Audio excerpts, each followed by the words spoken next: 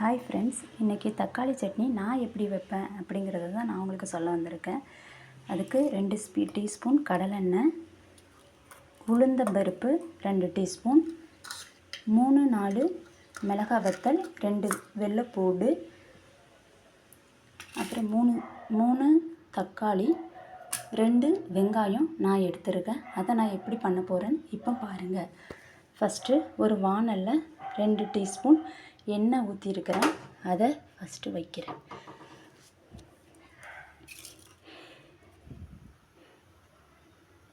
அடுத்து அது காஞ்சி வந்ததும் அந்த உளுந்தம்பருப்பை போடுறேன்.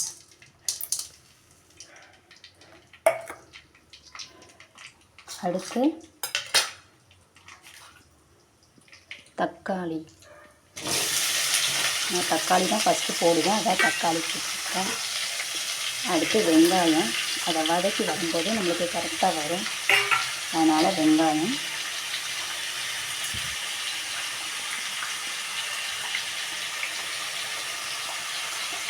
அடுத்து இது வெள்ளைப்பூடு எல்லாமே நான் ஒன்றாவே போட்டு வதக்கிடுவேன், நம்ம மிக்ஸி சாரில் அடிக்கிறதுனால.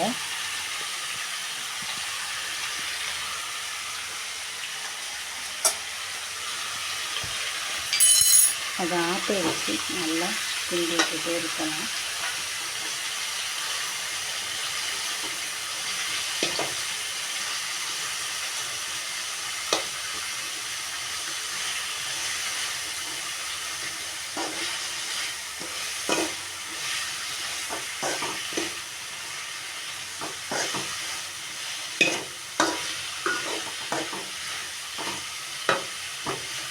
இது நல்லா பொன்னிறமாக வர வரைக்கும் நம்ம நல்லா வதக்கணும். தக்காளி அந்த பச்சை வாடை இருக்கவே கூடாது, நல்லா மசிச்சு வர மாதிரி நல்லா வதக்கிக்கிட்டே இருக்கணும். அப்போ தான் நம்மளுக்கு அந்த டேஸ்ட்டு கொடுக்கும். இல்லை தக்காளி சட்னி அந்த டேஸ்ட்டு அந்தளவுக்கு வராது.